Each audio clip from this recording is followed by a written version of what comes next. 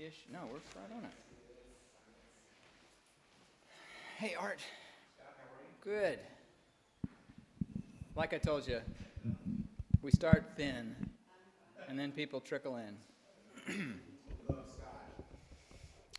Think we should start, Destin? Are we rolling?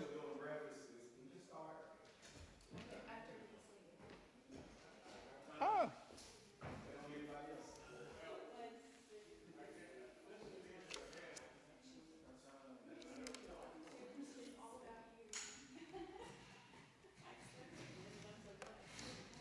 Are we good to go, Sam? We are? Okay. Good morning. Good to be with a few of you here in the Great Hall, and hopefully a few more out in live stream land. We'll let folks wander in, but we'll start. Go ahead and start at 9:15. I'm Scott Walters, standing in for Catherine today. Catherine's really disappointed to miss Tina today because they've worked together out at Overton Park. We'll talk about that in a minute, but glad to be here. Our theme this Lent is wilderness, and we've got some pretty cool ways of approaching wilderness. Next week, our own Jim Boyd is going to lead us into a conversation about wilderness and curiosity. And then in 2 weeks, we're going to have the Irish poet and peacemaker Padraig Ó Tuama, and Padraig and I will be in conversation about poetry and wilderness and poetry. And if you know Padraig, doesn't matter what you're talking about, just pull the string and he's great. So it'll be a lot of fun. Tina Sullivan is executive director of the Overton Park Conservancy, and I'll pause there to say, but personally, how many of y'all were in Overton Park this week? Any of you? Okay, then I'm the nerd. Destin has. If Ardell and I, if neither of us gets to Overton Park in a day, it's because something happened that was beyond our control. We live in Evergreen, and that park is a sustaining part of our lives. So I'm just meeting Tina, but I am so grateful for that place in Memphis, and I hope Memphis continues to realize how important it is to the health of this city. I'm grateful. So Tina is the executive director of the Conservancy, which stewards Overton Park. The Conservancy's vision is to cultivate a beautiful, safe, welcoming park for every Memphian, working in partnership with the city of Memphis, the park's cultural institutions, and a dedicated group of supporters. A place like no other, Overton Park offers deep, immersive nature experiences alongside social and recreation activities in the heart of the city. I mean, you think about what goes on in that park. There are trails in the Old Forest. There is the Brooks right now. There is the Shell, the zoo, all of this amazing stuff right in the middle of our city. Drawing on her background in communications, conservation, and nonprofit management, Tina seeks to intentionally nurture a sense of community in which individuals from diverse backgrounds find a shared joy, belonging, and connection through their collective experiences in Overton Park. Sounds like a ministry in church terms. So, Tina, welcome. We're glad to have you here. Thank you, Scott. I'm sure I've seen you out in the park, on the trails. Thanks so much for allowing me to be here and talk about one of my favorite topics. I was telling Robin that I've spent many times singing in this room as part of the community production of Handel's Messiah, and I'm really excited to be back. I have a fondness in my heart for Calvary. So thank you. It's good to meet all of you. So I'm going to ask you to take a few deep breaths. So we're going to ease into this talk today. I don't know how I could fill 50 minutes of talking, so I'm going to make you use your imaginations. And I'm going to ask you to go back into your imagination, go back into your memory bank, and think about a time, yes, close your eyes, and think about a time when you were young, when you were very young, and you had a moment. It could be in your front yard. It could have been on a family vacation to a park. It could have been in your local neighborhood park. And think about a moment where you were really connected to that natural world.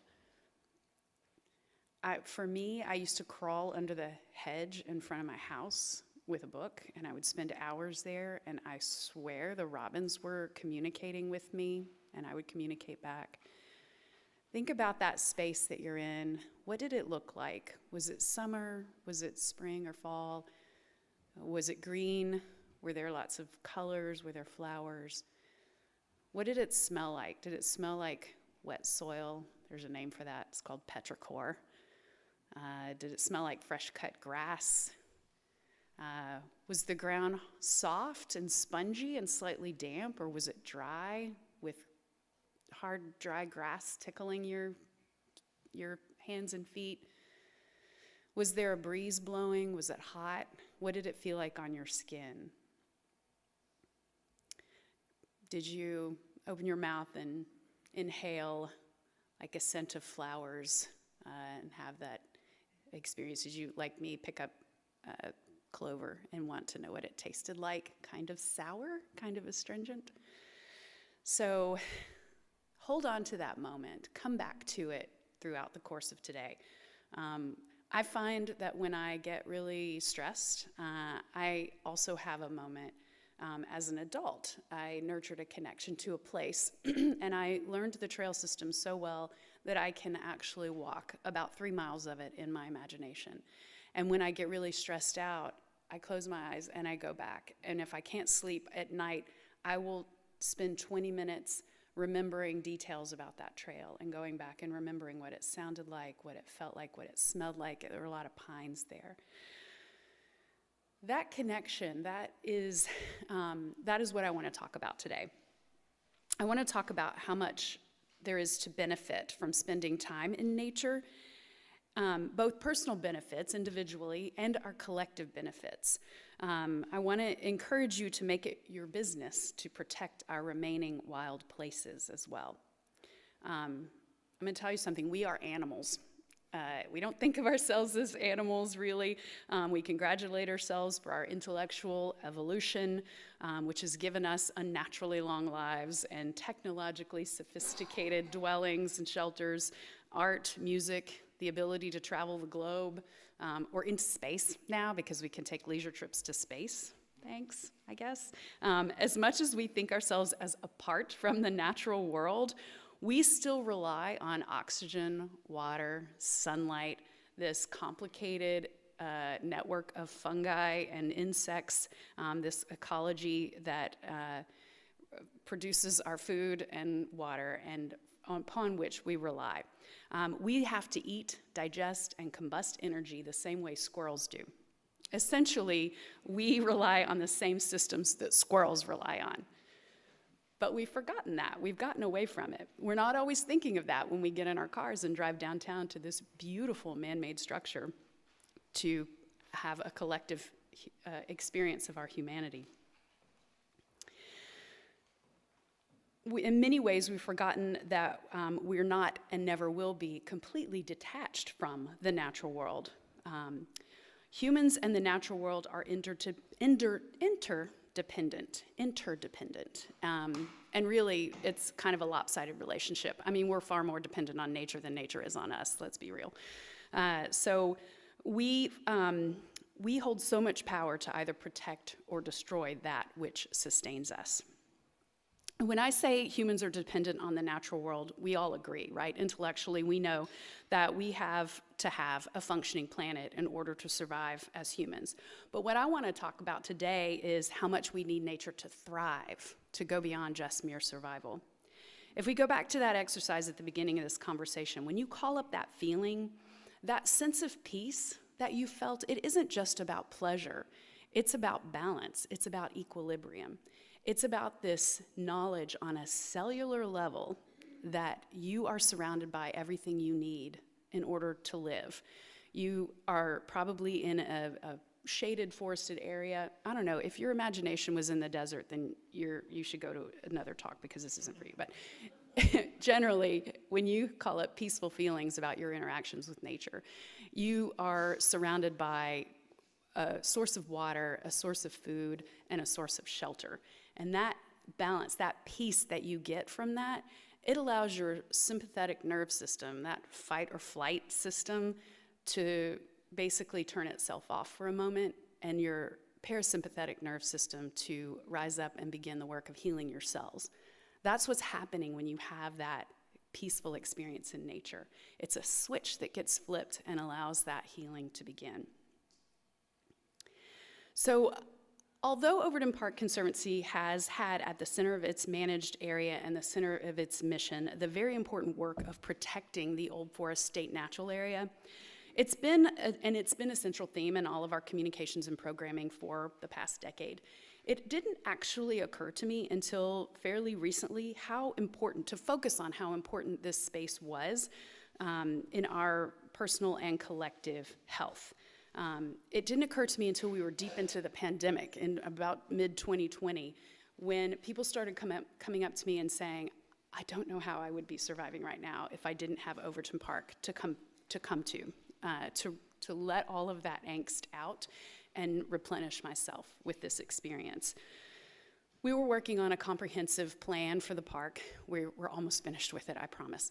And we wanted to engage a whole variety of people, reflecting Memphis's demographics. And we wanted age diversity, we wanted racial diversity, we wanted economic diversity, and those voices represented in our plan. So we worked with an organization called Center for Transforming Communities, and we asked them to help us reach local young people, teens, roughly ages 10 through 18. And they began bringing a group of kids, I don't know what to call them, kids, teens, out to the park, and we took them into the forest, and we had this experience with them where we stopped. We got deep into the forest, we stopped. We stood still. We asked them to close their eyes and really engage their senses and just have a moment there in silence together. And then we asked them to sit down on the ground in the forest and write about that experience and then share about it. And what they told us was that they felt safe, they felt welcomed, they felt nurtured by the experience, by being in the forest. It was a place they wanted to come back to. I don't know a lot of teenagers, but I know my nieces are not going to give me that kind of feedback. And so it was profound. These were kids from Binghamton, Orange Mound, Fraser. They were kids that had not spent a lot of time in Overton Park's Old Forest before, and they were surprised at how great it felt to be there. And that was kind of an inspiration. From that point forward, I realized that we had an obligation to use this space to help heal our fellow Memphians from their collective trauma, and in doing that, to help cultivate a collective health for ourselves in this place. In some of my research along that line, I came across the book by Florence Williams. It's called The Nature Fix, How Nature Helps Us Be More Creative. I can't remember, sorry. Don't make your book title so long that people can't remember it. It's like a mission statement. Get to the point. It's called The Nature Fix. We ended up, after we brought Florence Williams to Memphis, and we ended up building out a whole week of programming last fall based on the concept that spending time in nature heals us. So what she talks about in her book, The Nature Fix, here it is, Why Nature Makes Us Happier, Healthier, and More Creative. That's important. She presents an array of research pointing towards what should be intuitive, that humans show reduced levels of cortisol, reduced blood pressure, higher alpha brain waves, described as relaxed attentiveness. And that leads to creative problem solving, stronger immune systems, and general feelings of happiness and well-being when exposed to nature. So Williams acknowledges that these ideas aren't new. She didn't come up with this research, but she points out that Frederick Law Olmsted, who was also a park designer, a contemporary of George Kessler, who designed Overton Park, he wrote in 1965 that viewing nature employs the mind without fatigue and yet exercises it, tranquilizes it and yet enlivens it, and thus, through the influence of the mind over the body, gives the effect of refreshing rest and reinvigoration to the whole system. That sounds like equilibrium to me. These effects are immediate and long-lasting, depending on the quality and quantity of nature observed. So longer stays in a wilder setting provide greater benefits than short visits to an urban park, but don't be mistaken, you still get those benefits. One study tracked the greatest benefits beginning to emerge on day 4 of an immersive experience. So the point is get to Overton Park every single day. Benefits may be obtained, though, with only short walks and even simulated nature experiences. There's this concept of biophilia, which is just that we like being in nature, but we also like looking at paintings of nature or even just descriptions of it, music inspired by it. These benefits can be simulated. She talked about research showing that hospital patients who had a window view overlooking a natural setting tended to heal faster and keep their spirits up and not suffer from some of those hospitalization traumas that you can see. So there was a difference between those who had window views and those without. Residents of apartment complexes faced fewer psychological problems and threats of violence if their apartment communities had views facing quality natural spaces that residents could access. So your home gardens and houseplants scratch that itch to some degree. Research even pointed to benefits from viewing photos or videos of nature. Voila. Or abstract art representations, which was really interesting. Jackson Pollock paintings, you don't think of them as nature, but they actually have the same effect on your brain as looking at leaves of trees, and it's because it goes into like fractals. It's like the proportions in a Jackson Pollock painting are similar to the proportions that you might find in the veins of a leaf or in a tree canopy. And that has the similar effect on your nervous system. Florence Williams talks a lot about how in places like Japan and South Korea, they have park rangers dedicated to the task of forest bathing. In Japan, they call it Shinrin-yoku. And it's bringing people into nature and having quiet, slow walks or even just moments of standing still for periods of time, enough time to really allow you to soak in the benefits. They actually hired park rangers that are dedicated to that task as a matter of public health. So when I heard about that, I thought, we can do this. We can do this. And we did. So with actually the help of Catherine Bush, she was kind of my thought partner. We launched a series of mindfulness walks in the forest last year. And we did it with just volunteers who stepped up and said, I think I can lead a 20-minute walk in silence. I think I can do that. So I even led a few walks myself.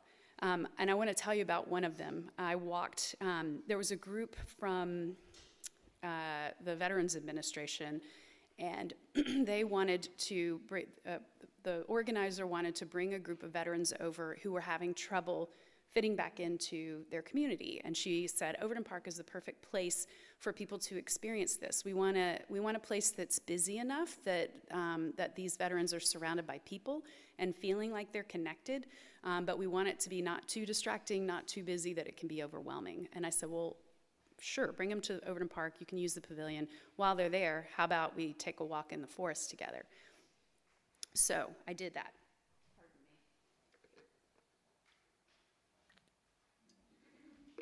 So we get there and explain what we're going to do, and we get in a circle, and I just say, this is what we're going to do. We're going to move slowly. This is not a hike. It's not an exercise walk. We're going to go in silence. This is not a social activity. The point is to open your senses and be aware of what's going on around you. So I don't know very many veterans. When you tell folks that we're going to walk in a straight line and we're going to do it quietly, man, they marched in formation right behind me. And we were so close. I could hear the breath of the person behind me and 3 people behind that person. We were so tightly and so precisely marching in the forest. And we were going so slow that I know it was slightly awkward and uncomfortable, but that was kind of the point, to move past that point of awkwardness and just to start opening up your senses. So we found a little clearing in the forest and we stopped. And we just sort of stood in a circle and we went through a little bit of a conversation, not a conversation. I led them through an exercise of engaging their senses. What are you seeing? What are you hearing? And we talked about the fact that we were, in that moment, in relationship with these trees that were around us. I had them place their hands on these tree trunks. And we talked about the fact that we're sharing this process. You know, we're breathing in oxygen. They're taking in our carbon dioxide. We are sharing this moment with these trees. And we just stood there and had a lot of deep breathing. And then I said, okay, we're going to take one more breath. And when you exhale, I want you to leave all your cares here in the soil for the soil to decompose and process. And then we're going to walk back out. So we had only walked in maybe less than a quarter of a mile. Some of them said, you know what, we want to keep going. The trail is a 1-mile trail, so some of us went back to the parking lot. Others just kept going, and they said they wanted to come back. It was a very powerful moment for me. It was very emotional to have that shared experience. The point of that for me was that this deep nature experience is important individually, but there is a collective sense of community that happens when we share that, when we intentionally share that, and when we want to bring that kind of healing to our city.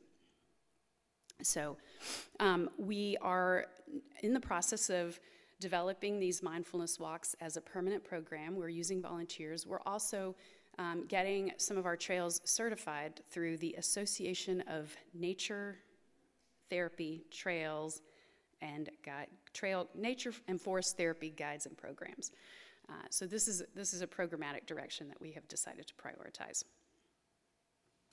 All right, so let's talk about Overton Park specifically for a moment. Where you went in your mind, it may have been Overton Park, it may have been your front yard as a kid, but I want to talk about why this place is so important in this endeavor of ours. For 122 years now, because Overton Park was established in 1901, Overton Park has been a central gathering place for our community. There have been so many close calls where we almost let the park be destroyed by our passive neglect. I'm personally immensely grateful for our founding board, who literally whacked out a path like a machete through the jungle of how to permanently protect this incredible space. We knew it was special when we set on that path, but we didn't really know until we got into it, until we really started managing it, how special it was. It was much later that the depth of that really settled into us. We know that the park was worth protecting. The Supreme Court case, Citizens to Preserve Overton Park versus Volpe, still one of the most cited cases of administrative law in the country, which was decided more than 50 years ago. It still shows up in my Google alerts.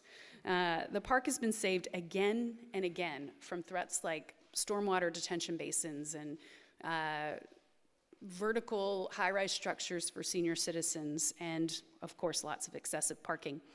If we don't pay attention and take proactive steps, it will be lost to future generations. So what's so special about it? Well, it's beautiful. It was designed by this pretty famous landscape architect, George Kessler, whose design aesthetic was let the natural beauty speak for itself. So Overton Park's design is an enduring design because it was intentionally preserving the beautiful landscape there. I like to say that this is like having a Frank Lloyd Wright house on your block. That's how special it is to have this George Kessler Park in the heart of the city. It has a lot of cultural amenities. By the way, I'm going to tell Brooks Museum that they need to make their tagline, Brooks right now. We're still here right now. We're doing great programming. It's centrally located, the park is centrally located in Memphis, so it brings together our diverse population. All of those things, yes, all of those things are true. But it also holds the only urban old-growth forest in the Southeast United States. One of only 3 in the country. That's incredible. So let's talk about what that means, old-growth forest. It's got old trees, right? Yes, that's one thing, the presence of large old trees. It also has other strata in the forest that only evolve over time. A young forest does not necessarily have these features, which means a well-developed mid-story and understory. So you have these big, beautiful, old, grand trees, but then you also have the next generation of trees coming up behind them, and then you have an understory. You have shrubs, wildflowers now, get out there right now because they're beautiful. You have all kinds of rich texture and fungi networks in the soil that develop over time. You have standing snags and downwoody debris. Yes, those are terms that you're going to remember and take out with you.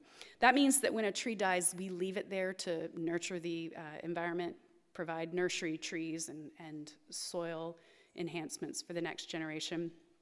We don't remove all of that. Some folks say that looks messy. A Carolina wren or a downy woodpecker would take umbrage at that. And then there's something called pit and mound topography. When a big tree goes over in the forest and the roots tip up, it creates a mound because as those roots decompose and soil gets, layered down over it, that creates a mound, and where the roots had been creates a pit. So that pit and mound topography is unique to old growth forests. And then the last one, which we kind of take issue with, is the lack of human impact. Well, show me a forest on this planet that doesn't have some kind of human impact. So we hit most of the characteristics of an old growth forest. So how incredibly rare that standing snags and large fallen oaks and tulip poplars have been left to replenish the soil in Overton Park in the heart of Memphis for 122 years that this park has been a park. How amazing that was never, that we know of, farmed, never cleared of the understory to make it feel more park-like. Because believe me, there's been pressure to do that, but it hasn't been done. Memphians somehow left this forest alone and allowed it to remain a forest. That's not to say that leaving it alone is the answer, because the first thing the Conservancy did when we began managing the park was remove 300 cubic yards of invasive Chinese privet, and we've been managing invasive species for the last decade. So leaving it alone is not necessarily an option. We hired a forester. Well, we hired an operations director, but he'd been a forester, and now he's getting his PhD in forestry and charting a course for the long-term management of this space. So if we did nothing, the forest would just simply be overgrown with invasive Chinese privet and kudzu and everything else. So in protecting this place, though, we have developed a relationship with it. And we are now charged with sharing that kind of protective relationship with a much larger audience. It's more critical than ever. The person who founded the Association of Nature and Forest Therapy Guides and Programs,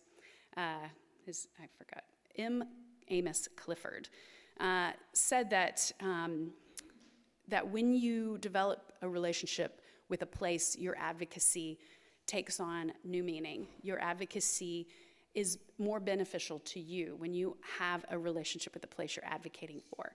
So if you are advocating for protecting the Amazon rainforest, which we all should be, that may have less of a personal benefit to you than if you are advocating for the protection of a place that you are visiting regularly. It's in that relationship that you gain some of the benefit. So we are bringing more people into that cause. We are bringing more people into that relationship. Not only to help protect the forest over the long haul, but to help the people who are in that relationship with us. It's more critical than ever that we focus on the needs of Memphians, on safe and welcoming places where kids can learn about nature or practice sports, where programming teaches them how to function as a team, how to be leaders, how to protect our planet and its inhabitants, where teens and adults can go to work on their physical and mental health, surrounded by a supportive and affirming community, where people from widely diverse backgrounds come together and form park friendships. This is our vision for the future, and it's completely intertwined with the vision of our collaborative partners inside the park and outside the park's borders.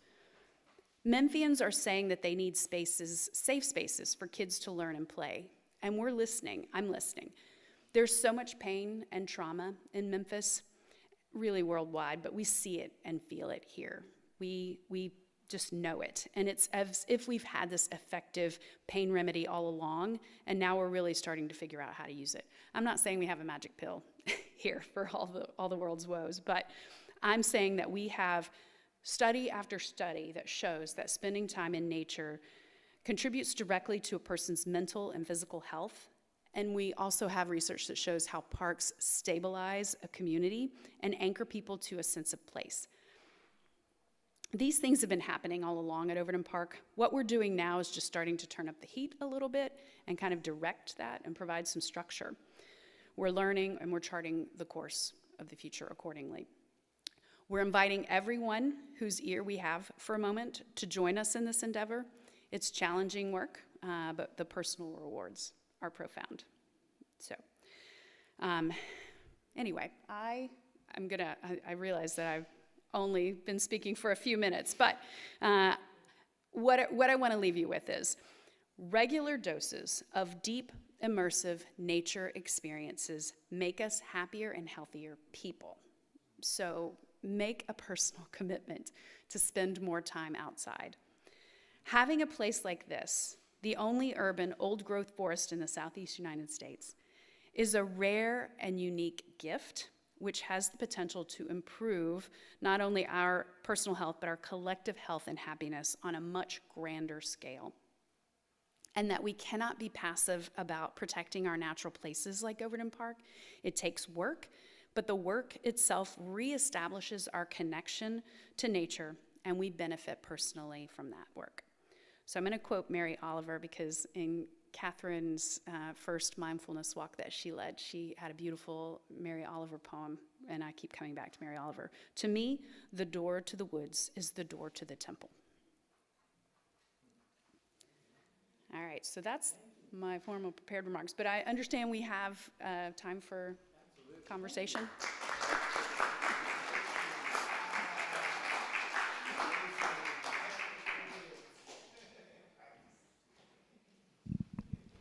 So where does your funding come from, and how many people are in your group of the Conservancy? So, do you have offices there? Sort of, yes. We have our budget, our operating budget, not including capital improvements, just to maintain the park year over year, bare minimum is about $1 million. And we raise about 85% of that from private sources. So we get 15% of our budget from the city of Memphis, and the rest we go out and raise through individual donors and corporate sponsors. We have a board of 16 voting members. And then we have each of our park partners, so the Brooks, the Zoo, the Shell, and now the Metal Museum, all have a seat on our board, a non-voting seat on our board. And we currently have the largest staff we've ever had. We have 7 full-time staff members and 2 part-time staff members. And we have an office across the street from the park. Does the city own the entire property? Yes, we are one of the city's 165 plus parks. We have a management agreement with the city, so essentially we're a contractor of the city of Memphis. They pay us $150,000 to manage Overton Park for the city, for the people of Memphis. And then we go out and raise the rest of our budget to be able to manage it at a higher level than it had been managed when the city had it lumped in with the rest of the park system.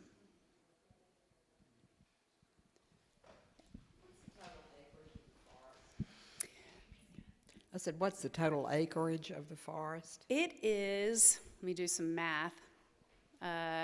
Well, the current Old Forest State Natural Area is 126 acres. There's an additional 17 acres that are part of the zoo's managed area. And in the recent parking negotiations, we're actually going to reclaim that as part of the Old Forest. So it's 126 plus 17, which equals 133, I believe. Don't check me on that. So, what? 143, right. Sorry, don't have to do math on the spot. Yes. I'm curious to know what your background is. You're so knowledgeable. Is that something that you've learned on the job, or did you bring that into your... Well, thank you. Yes, most of what I know I've learned on the job. I have the incredible privilege of being surrounded by people who are both passionate about this topic and knowledgeable about this topic. So I hired my very first hire in 2012 was our communications director, who is a self-taught naturalist. So all of the beautiful photography that you see about the park, this tufted titmouse, for example, is her photography. She's an expert on birds, bees, wildflowers, the flora and fauna of the forest, and so I learn a lot from her. My second hire was our operations director, who is currently pursuing his PhD in forestry. So I learn a lot about him, from him on every walk. And then most recently, I hired a programs manager, and she has a PhD in biological sciences. And she did her graduate research in Overton Park on the copperhead snake population. So I have just it's a beautiful, incredible space that attracts so much talent, and I just get to soak it up. Thank you. But my background, degree in communications from the University of Memphis. I served on the board of a river conservation organization in the Ozarks when I lived up there, and that really, I knew I needed to go into nonprofit, and I knew it needed to be conservation. And so everything I've done has been in support of that. Tina, Bill. you mentioned you would have representation from the other partners, including Metal Museum, Shell, Yes. the zoo, and the departing Brooks. What do you see in that partnership down the road? I would see that that whole area could be, I don't want to say a tourist spot, but a respite for Memphis if there was some more engaging partnerships. Yes, our partnerships have been developing and deepening over the years, and our partners are wonderful. We're all our own separate nonprofits, so we all have to kind of hustle for our own funding and resources and programs. But more and more we are operating collectively. We have this vision, I call it the One Park vision.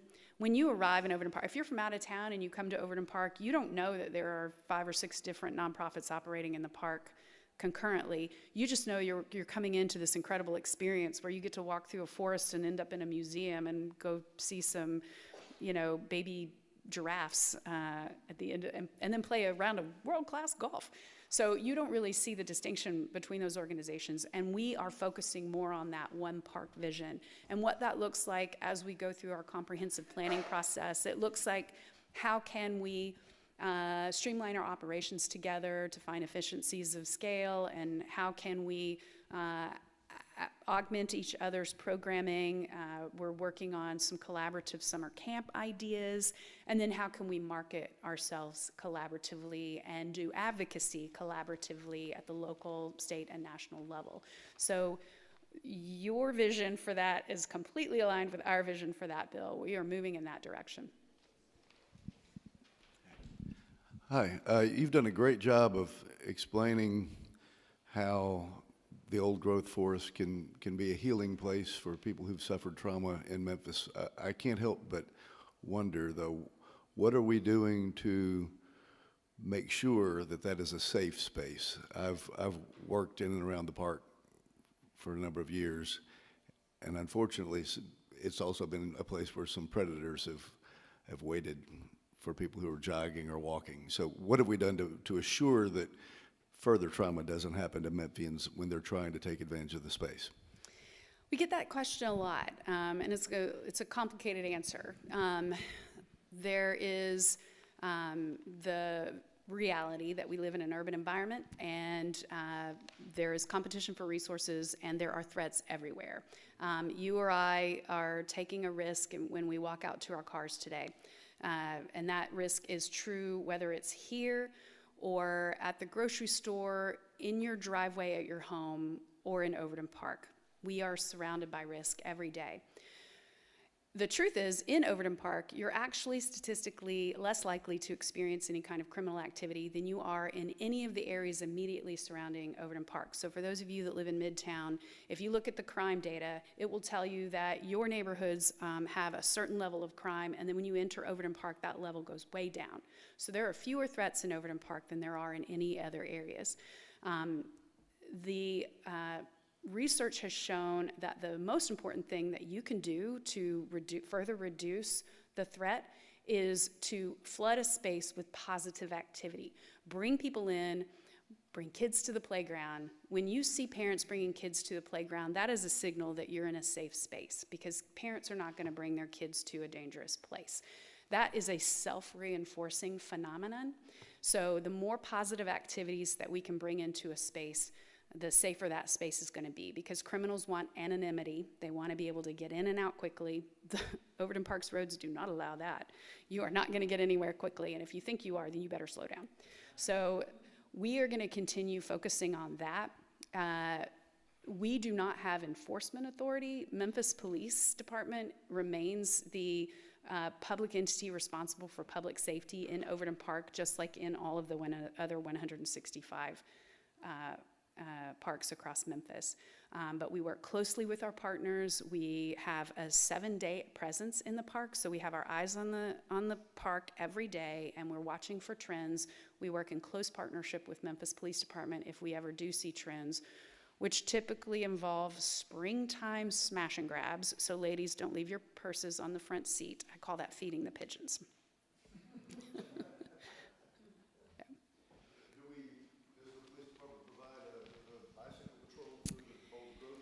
They have actually gotten away from bicycle patrols. I don't know if they're still doing it downtown, but the last time we talked, they were not doing bicycle patrols. They were moving out of that.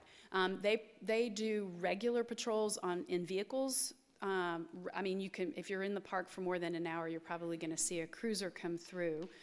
We do maybe quarterly debriefs with MPD to see if there are any trends, and generally, they tell us that we're in pretty good shape. They are directing their resources to areas that do have more crime.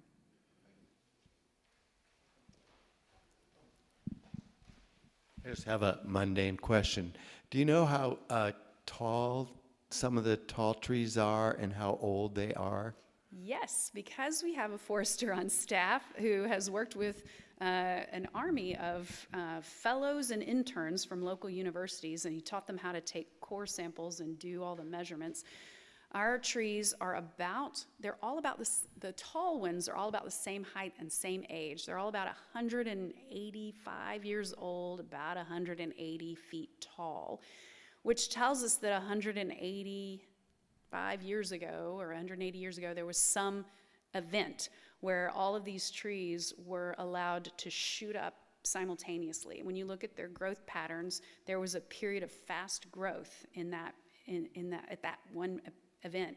So we couldn't figure out, why are these trees all the same age? And we started testing different hypotheses. And one of our research fellows was an anthropology student and said the Indian Removal Act coincides with that time span. And so we think that the forest was being actively managed by the indigenous populations that were there before white settlers, and that when they were removed, that those original inhabitants were known to be forest stewards, and they were using fire, most likely, to keep sightlines clear for hunting and keep that understory down. And when they were removed, the trees all kind of shot up at the same time. So that's the prevailing theory at the moment. It's fascinating. I love hearing you talk about it. So anybody who's been in the forest understands it's this precious, precious thing that we have to conserve, and the healing properties as you describe them, seems like it depends on this. We have this affection for the place. And I think Wendell Berry said it probably 20 times, we won't save what we don't love.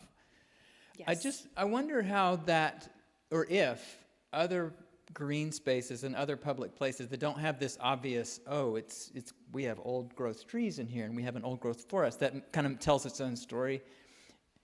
Is that being used, this idea that how can we create green places that will not just heal, but people will start to love for the longer term conservation of the world? That's a huge question. But do you know what I'm saying? Like, oftentimes a park in another part of town will just be, we need to have some sidewalks and we need to have some things here.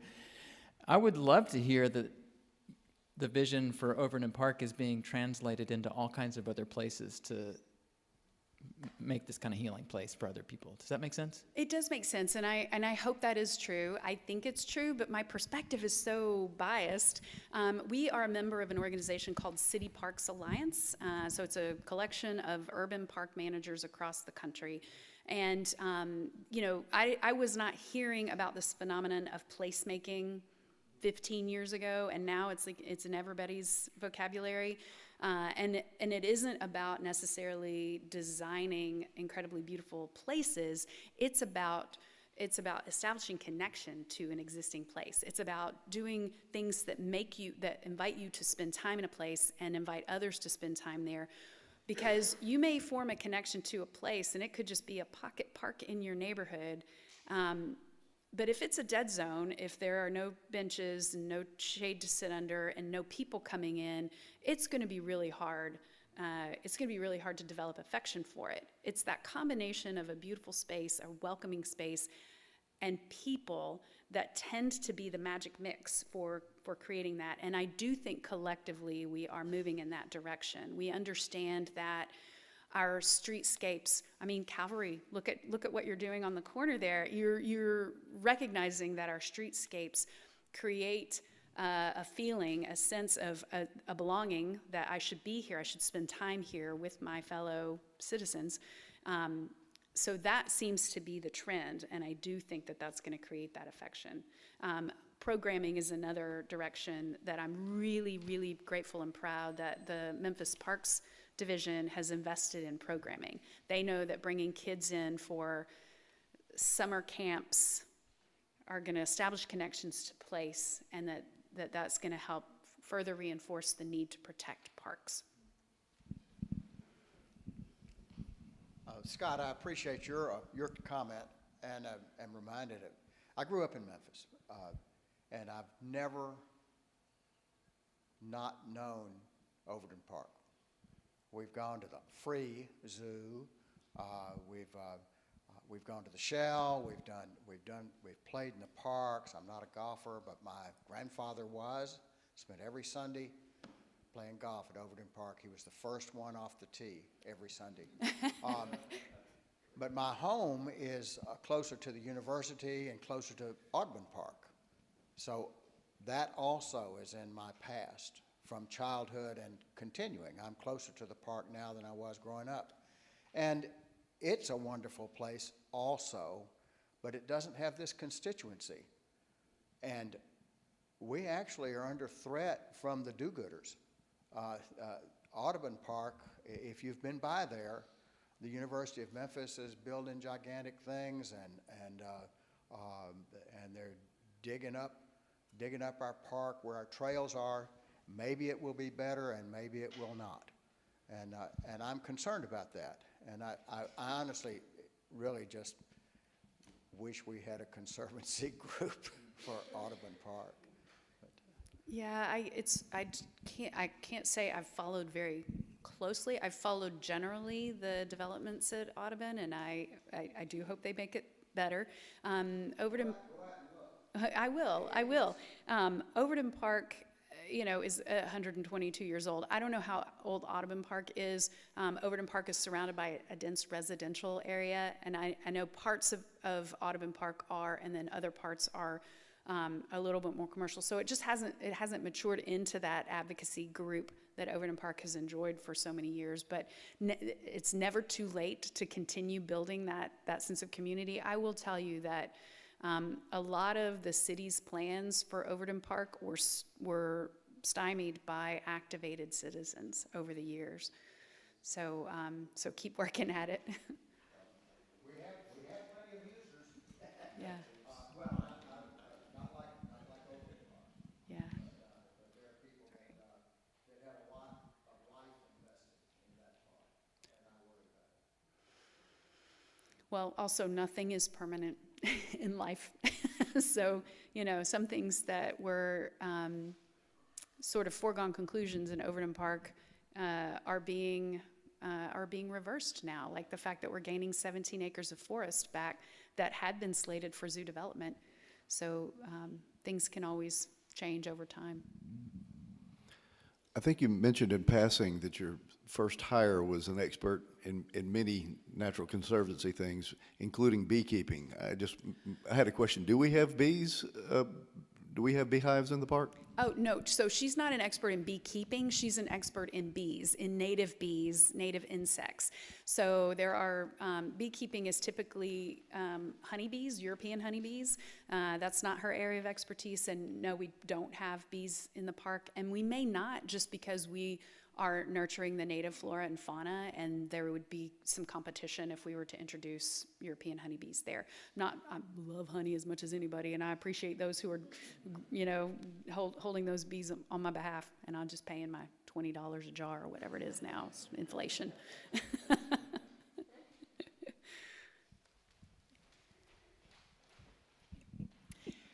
Your comment about the growth spurt of the forest potentially coinciding with the Indian Removal Act just sparked a question for me.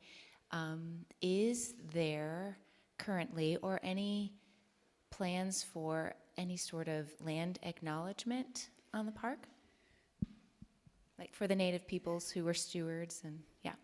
Not a formal plan yet. It is in our consciousness, so there's the seed of it. We're in this comprehensive planning process, and so right now we're trying to figure out where the big pieces are going to go. We are a little late, I'm embarrassed to say. at doing the research needed to really understand the population that was there before us, and so we're working on it, is all I can promise you. I acknowledge it in my remarks pretty frequently, and it's on the list.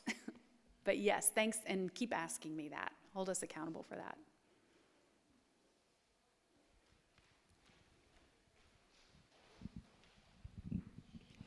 You described your purview as being the whole park, but does that include the shell at all? We really live at the shell.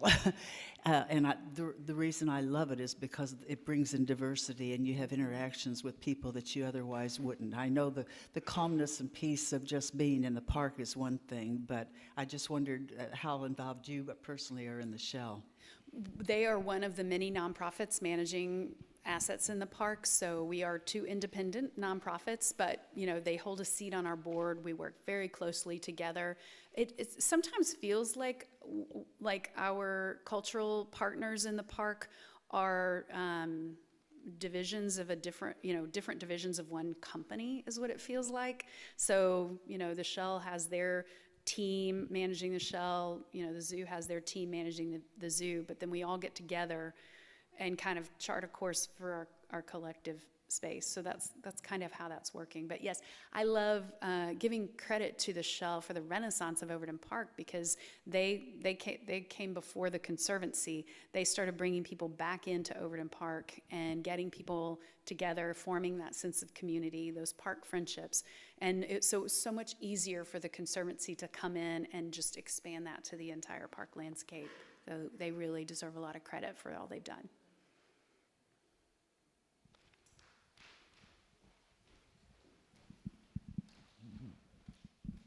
You talk about how the different entities can cooperate, but every time there's something at the Shell, there's no parking, and you've got all the parking over the zoo, and those gates are closed. It seems like it'd be easy to open the gates up and let the cars in to park when the Shell has something going on. Otherwise, it's in the neighborhoods and everywhere, and it just seems asinine for the parking lot not to be open. Yeah, and it's a problem with an iterative solution in the works. They have tried in the past to open the zoo parking up, and there weren't a lot of people that took advantage of it. So the zoo or the Shell had to invest resources into having that parking lot open. Even as small as those resources may have been, it was still they were investing resources into that, and people weren't taking advantage of it. So part of our planning process is to figure out, okay, what were the obstacles to that? Are there changes we can make to the path between the zoo parking lot and the Shell that would encourage people to use it more and open it back up and get that to be a solution? It's only a solution on evenings when the zoo doesn't have their own programming at night, so it wouldn't be like, it's not just an easy, well, we can just park everyone over there. But yes, I acknowledge that the parking from the Shell is definitely having an impact on the rest of the park, and it hasn't been figured out yet. But it is a problem that we do continue to revisit. We're seeking.